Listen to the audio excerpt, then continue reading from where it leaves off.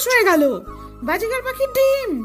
যা, আজ আমি দুপুরের দিকে কিছুটা ভাত মানে সফট ফুড বলতে পারো নিয়ে কলোনিতে আসলাম।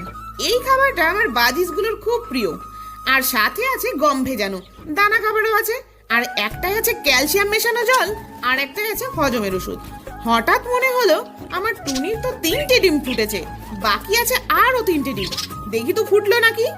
এবার দেখতে গিয়েই ঘটলো বিপদ, হাত ফসকে পড়ে গেল ডিম।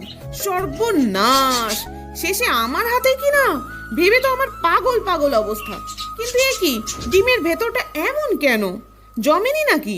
বাকি কটা দেখি তো, হালকা হালকা লাগছে। ভেঙে দেখি, এ ভাই, একটা তো পুরো শুকিয়েই গেছে, আর একটাও জমেনি।